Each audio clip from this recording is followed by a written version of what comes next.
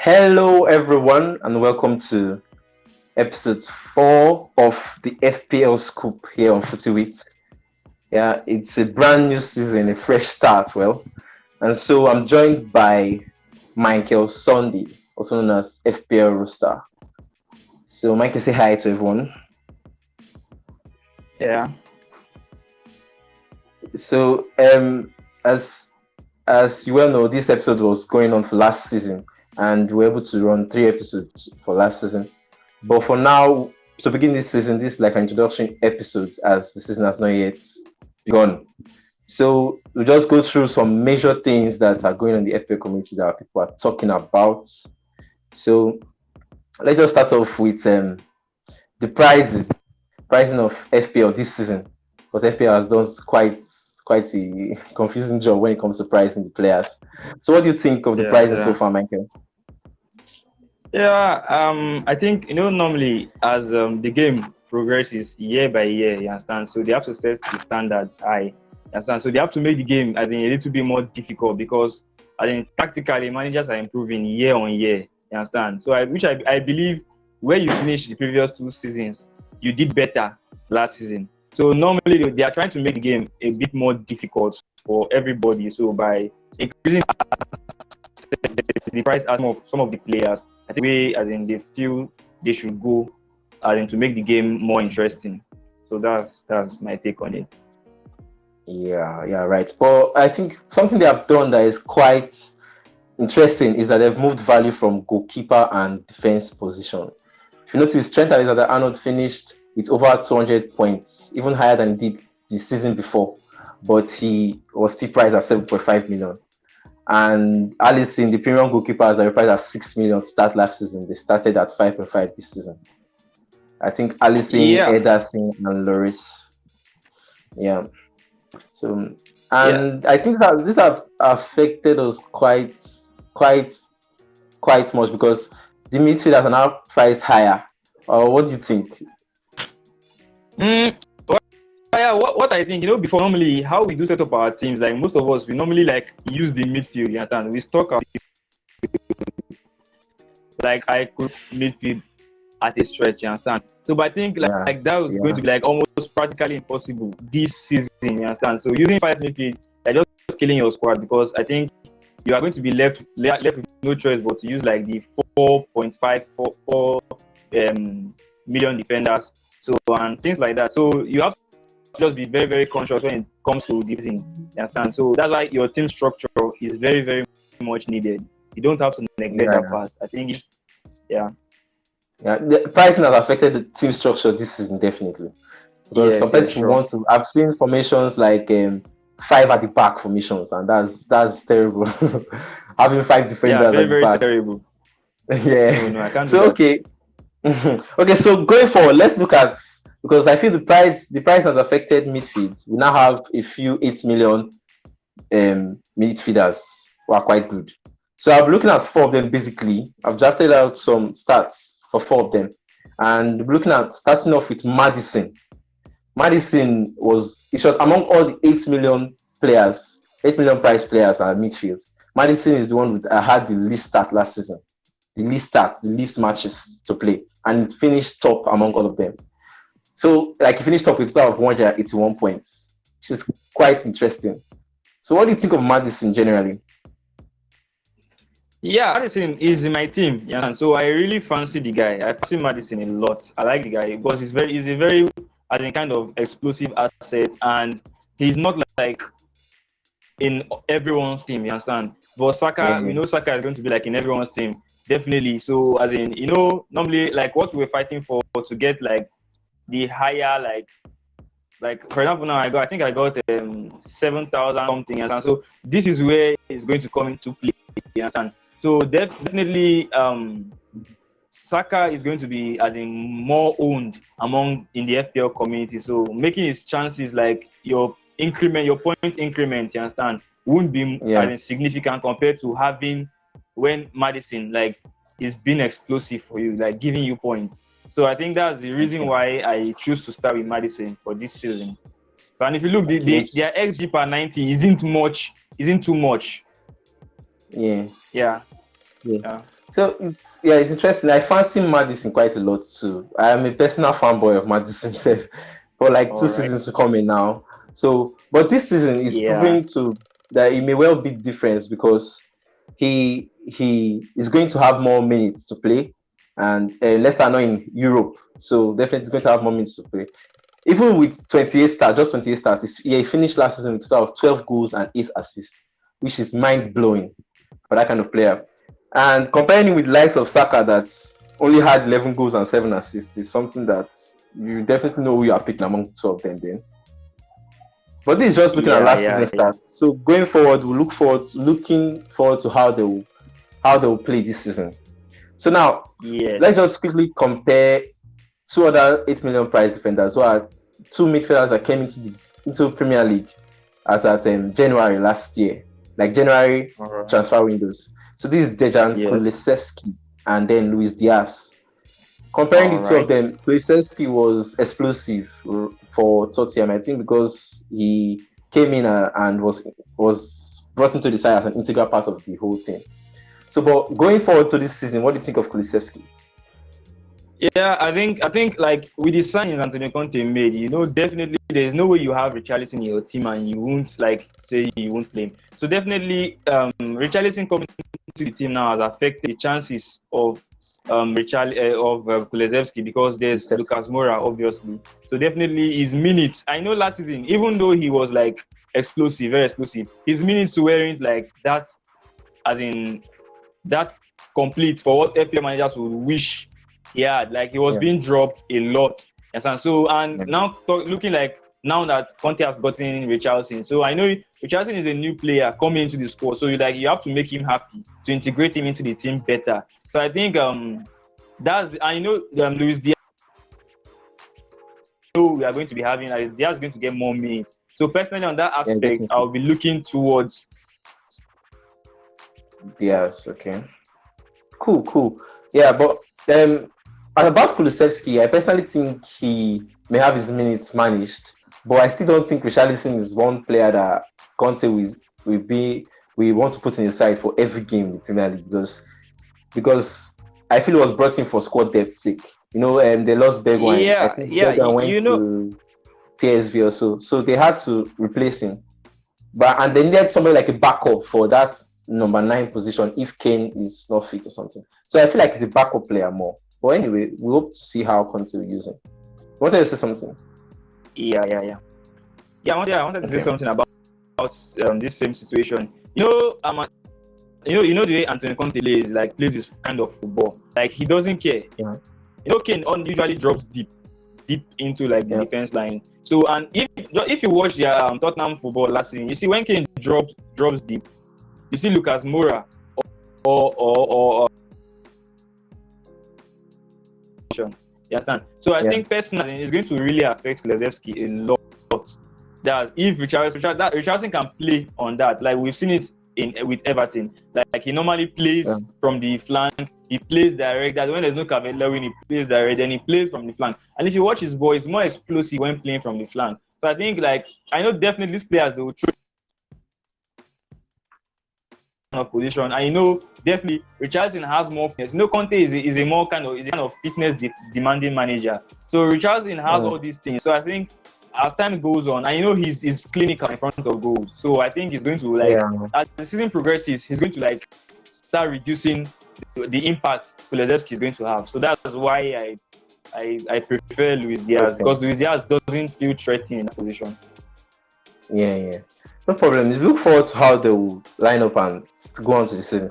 So just one other feature in FPL this season that we definitely will talk about is World Cup coming in between and how they have decided to give us an extra wild card, something we call unlimited transfers, but it's a wild card, So that definitely will affect our early wild card playing and everything.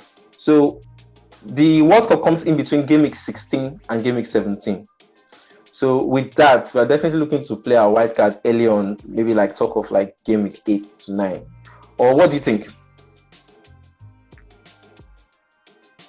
Yeah, personally, I've already like scheduled. Like I'm playing my first wildcard game week 9, Stay do and it. so I think that's the ideal thing to do. Yes, I've Yeah. scheduled already. Yeah, so game week 9, Mm-hmm. I'll be playing my first wild. And the way I set up my team, understand? Like in a Yeah. way, that team is supposed to take me. I'm not supposed to make any transfer within the first 3 game weeks to save my transfer point. You understand? So not to take hit. Yeah. Because that was part of the thing that affected me last season. I took a lot of hits, which affected my ranking. So that's why I've scheduled. Okay, I'm playing my wild card game week 9. Then prior to that time, no too much hits. So all the accumulated points will be like effective for me. I think that's the strategy everybody should look forward to. Yeah. Yeah, I was looking forward to playing my record in game week 9 also, but I've not concluded. I'm not like you that have scheduled. Okay, but why I'm All looking right. at it is because Leicester, Newcastle, and Bournemouth has this kind of new fixture swing that favors them quite alright. Even if Bournemouth is not that good of a team, at least that time we know that there's one asset in that team that we definitely want to back and maybe pick in for Yes. that good run of fixtures. And it also gets terrible for Arsenal, Liverpool, and Spurs, like Tottenham. So though Liverpool is a very good side, but it gets difficult for them more then. So at least by then I feel we'll have more information to start up this season and to continue with this season and everything. Yes. Yes. Okay, so let's just take this minute to appreciate everybody that's watching on YouTube and those that are listening on the pod. Please subscribe to the channel, like this video, of course. We've already gone so far. If you've watched up to this extent, you definitely have to drop a like on this video. Subscribe and keep in touch so that for more FPL content coming on to the season. We look forward to doing this as much as possible to keep you guys updated. And as the season goes on, we hope to do better. So going on to the next, let's talk about Haaland and Hurri-Kane. There's a battle there, right? Yeah, a very real. Yeah, interesting. So, but what do you have to say now about Haaland and Hurri-Kane? Because they are two like-for-like strikers, 11.5 million, 11.5 million. So, what do you have to say about them? What are you thinking? Like to me personally, first of all, like I'm a Haaland fanboy and I like Hurri-Kane a lot. You understand? So, but the thing there is, you see, left for me alone now, I've gone with Haaland. Understand? But now, you see, like there's something with these German players. If a player is coming from the Bundesliga to the Premier League, there's always this deterioration in form. So that's where I favored Hurri-Kane. If not, before Haaland was in my team, I was like, okay, I'm starting the season with Haaland. But because he's tested and proven, he can do it. We know that. Yeah. But there's no Premier League experience. So that's why I choose to like a Premier League striker. I know when you want to talk of a Premier League striker, Kane is there, is proven. So there's nothing for him to prove again. We know he's this kind of striker that can just bump up with an hat trick, like back to back, then followed by 2 goals. So he can do it. And if you look, Haaland of late, like he's having like a bit of fitness issue. So I think that's going to, I know Guardiola always like rotates a lot. So even in the time of Aguero, Aguero too, there was a time he was suffering in minutes. So I think that's why I'm like, okay, even if I will go for Haaland, definitely, but let me start with Kane, then see what happens. You know, that's why I am very glad that City they're having like a bit easier fixtures. So I'll let you use those ones to like see what to do with him. But personally, that's why I choose Kane to start my season. Interestingly, I had Haaland in my first draft, like very first draft, because it was very popular, up to 64% ownership shots. It was like a suicide not to go with Haaland. But anyways, currently I do not have him. I don't only because of the few reasons I will mention now. In a press conference before their preseason started, because they did this kind of Champions Tour before their preseason started. I think Pep Guardiola mentioned something like Haaland didn't go to the La Liga to Real Madrid because he will go there and they will not have his minutes managed because of his injury problem, this, that. So I feel in the team they're going to have like a management for his minutes so that he will not suffer lots of terrible injuries. So that's why I've gone with Kane. And that reason why I've gone with Kane is because in this preseason, Conte has worked up his side in such a way that Kane is prolific. He doesn't even sit deep and play in that number 10 role again. He goes, his attacking. And I think there was one goal. The goal he scored against their last game. It was just out of nowhere, out of the blues against Rangers. I think out of the blues. Yeah, Just all of a sudden, I saw the goal. It was off of, like, that was one of the goals. Like, he scored against Arsenal in the that's not on that. I could still remember a lot when he wore the face mask. Like when he scored that goal, he just removed the face mask. I still remember the goal. I think that goal was very. So I feel Hurri-Kane is going to be very prolific this season, and he's confident. It's not like last season when there were talks of transfers to Man City and this and that. Yes. He's confident, and he has been in the side since their preseason games. So I feel Hurri-Kane to start the season is a very good option. Maybe later on look at the likes of Haaland to start, and we cannot fit the two of them in because we have Salah to fit in. Yeah, definitely. That. So talking about strikers anyway, let's go on to Gabriel Jesus, our cover for this episode, because Gabriel Jesus is on fire. He's like the third highest owned player, just after Mo Salah. Tell me what you think of him, please. Definitely. I mean, Gabriel Jesus is like almost everyone's team at the moment. You understand? Like, he's in my team. Almost all my friends is in their team. So what I think about Jesus is like he's coming to prove his worth. You understand? Yeah. I know Arsenal have had issues like with their number 9s. You understand? So and now, like I said, gone. If you look last season, Nketiah tried there. So the system Arsenal plays now, like let their number 9 thrive. You understand? That if you have that determination to score goals, you're going to thrive there because the boys are delivering for you. If you watch a lot of this preseason, you will see players, Martinelli, Saka, always, when they beat, they are looking for him. That's why I think he's going to do well. Apart from that, the system of football, again, Arsenal plays attackingly favors him. So even if he's not like playing like as in front, he's always like coming up as a back. You understand? So definitely he's going to thrive. So if you are not with Gabriel Jesus, I think it's a very cheap option. It's cheap compared to like likes of Vardy, and we can't get Danny Ings for now. You can't get Mitrovic, so it's just better you look at Gabriel Jesus for now. So I think it's better. Yeah, I fancy him quite a lot too. But they're going to score goals. They are going to score goals, right? I fancy him quite a lot because I feel it's an opportunity for him to go out there and prove himself. He wasn't given much of the opportunity to play for Man City, go of rotation and everything. But I feel in this Arsenal side, he's going to play at least 35 out of 38 games if he's fully fit. Except he has one kind of those bad injury crisis. Yes. But anyway, other strikers we should have talked about. Because I think the last match against Chelsea, I think he had like some injury concerns. That's before they subbed him off. I think we should just for now. All right, so but we were supposed to talk about other strikers, likes of Anthony Martial in Man United and their preseason and everything. There's also Ivan Toney, who I feel is going to prove himself this season, which is even my team. So I'm going to talk about him when we look at our teams. But let's just go on to look at our teams now. I think your team should go first, Michael. So you tell us why you have selected this team. Okay. All right. Okay. So I think all right. Looking at your team, you've gone with Melie in post. I don't know why. So just tell us, just brush up to your team.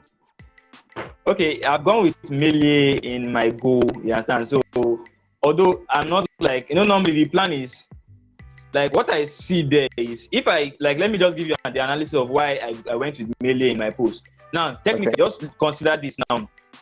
Melie let me just go by like 5 and try to get the point coverage over 5 weeks. Expected point from Melie is like 21 over 5 game weeks at 4.5. Then expected like points from the premium goalkeepers over 5 game weeks is still 21. You get? Now let me give you how I got that analysis. Now if Melie just keeps like let me say 3 clean sheets and 8 save points, that's all. He has gotten that 21 points. Yeah.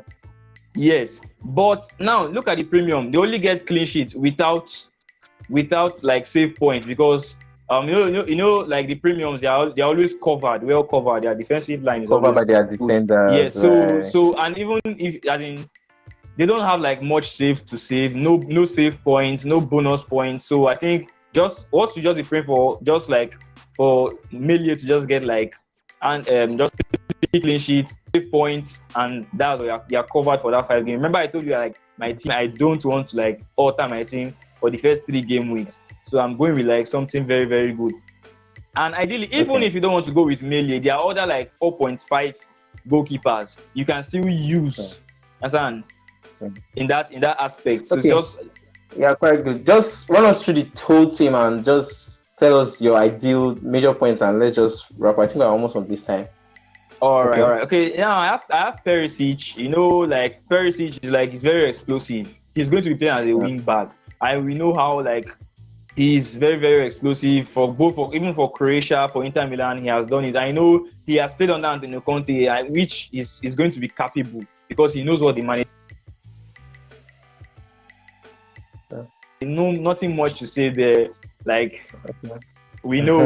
Then Robertson, that's where like I'm still considering Alexander-Arnold or Robertson, but I think that I'll be doing James to Alexander-Arnold, so I'll have like double defense from Liverpool since I'm not going with Alisson in goal. Then definitely everyone has to have Mo Salah. Then Maddison, I've told you so, but Maddison is still on that survey because Harvey Barnes has done well in the preseason.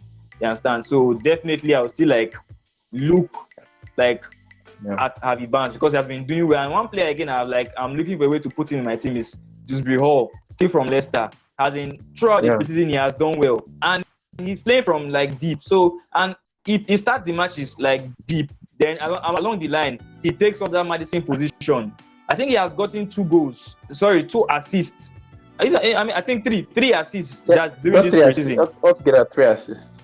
Yes, during the preseason. So that's why I'm like, okay, Maddison. Like in that cycle, I have Dewsbury Hall and I have like Harvey Barnes cover in case I like choose like okay, let me see. Then I have Leon Bailey. Definitely, if you keep in touch with Aston Villa preseason, you know he has like 2 goals, 2 assists in the preseason. 2 goals, 3 assists in the preseason. So he's explosive. And the manager was talking about like if he can stay fit, he's going to get me. So I think starting the season is going to be good. Starting with Leon Bailey, so definitely is a very, very good pick. Then I went with like Hurri-Kane, and as you saw, Gabriel Jesus is there. So and I have I think Martinelli in mind. You said you have Martinelli in mind or what? Yeah, I have him in mind also, but it's still dependent. You understand? Okay. Because he's been playing well, and I think he's going to get the assist since Jesus is in the team. Because if you watch, like I talked about earlier, if you watch the way they play, like playing to feel, I know Martinelli he's very pacey. Even like he's going to get points this season. So I think that's what described my team. Then the goalkeeper is Raya. That's my backup goalkeeper. So that way I'll still be look for a very, very good Raya is a playing goalkeeper, so he can cover. He's a playing goalkeeper, so he can still cover for mediators during the fixture swing. So and my bench, why I went with that bench is just like for cover, like for reduced cost.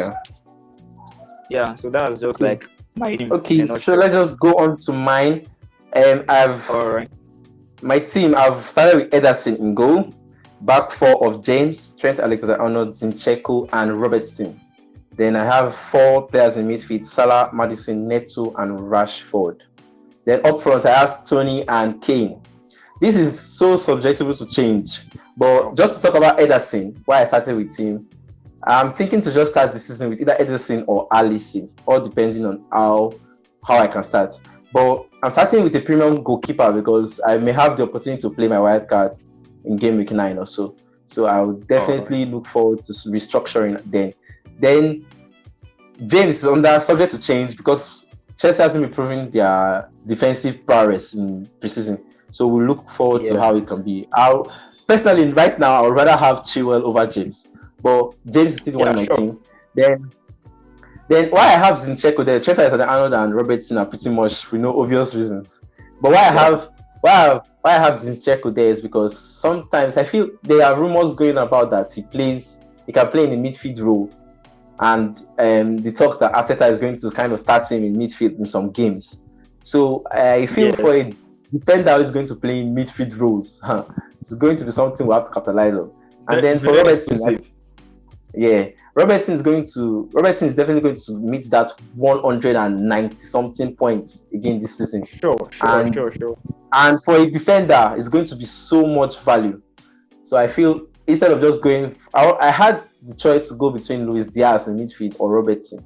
But those are my 3 spots of Liverpool players. Then going up to Salah. So anybody ignoring Salah for game week 1 is going on a suicide roll because it's going to be affected badly. So we've gone through Madison, and then there's Neto. Neto is very explosive now, and I think he's kind of playing in a forward position in this preseason because Wolves are looking like a team that are ready to attack. They're playing 3-5-2, and with Jimenez and Neto up front. So Jimenez kind of tries to free Neto up, and when the players are all about Jimenez, Neto is the one that is up with the ball and scoring the goals. So I feel Neto for 5.5 is going to do well this season. So then I have Rashford, Tony, and you have it on your watch list. Yes, it's on my watch list. Okay, so I have Neto, Rashford, Tony, and Kane up front. I've gone with Tony up front because of he's a talisman for Brentford. Even if Brentford haven't proven themselves right, I feel we want player that will kind of be integrated into the parts properly and going forward. It's still on penalties too, so I feel he'll do well. Then a good bench cover for Neco Williams and Andres Pereira, which is going to be nice. Andres Pereira is also on some set pieces, if you notice. Yes, I do. Andres Pereira is going to be a good option for 4.5 on the bench. So that's it for my team. Just before we round up, we're going to talk about the Footywit FPL League for this season. So the Footywit FPL League, as for last season, went on and it was sponsored by our amiable sponsor AMJCs. AMJCs, what they do is they sell JCs online within Nigeria. So they are good original JCs what they sell. So if you want to find them, you just go to you can either search AMJCs on Google and see their site, or go to amjcs.shop. That's their website. So you can go there, order your JC, get your JC, and you have it delivered to you in about the estimated time. So they are sponsoring this season's league. Obviously, last season was very wonderful season for me. They sponsored it and I got my JC. So they did very well. I wasn't very happy because last season I was the one topping the league before I went down. So that's heat. I took too many heat, so it started affecting me. Then trying to the pressure of I want to go back. Just to get back to me. Yes. Yeah. So this season we are looking to go. Okay, cool. Better. Yeah. So spice it up this season, I think they have added some cash prizes. I think 50,000 naira and a JC for the winner, 20,000 naira and a JC for second place, and then just a JC for third position. So we are going to have interesting competition this season in that league, and I'm looking forward to it so much. So much. So we're employing every Nigerian FPL manager to join the league. The competition is going to be thrown open within the coming days, and we're looking forward to have everybody register, everybody as much as we can, so that we accommodate and have top managers competing with us in the game. So I think that about wraps it up. Thank you very much, Michael, for tuning in, and thank you to everyone who has watched this on the premiere. Please remember to subscribe, like this video, because you've watched to this extent. Why not like the video? Smash a like on the video, subscribe, and put on the notification bell, because more FPL content are going to come all through this season. You are not going to want to miss out. So thank you everyone for tuning in, and I will see you in the next one. It's a good evening and good night for me. So Michael will see you in the next one. Thank you very much. Yeah, bye.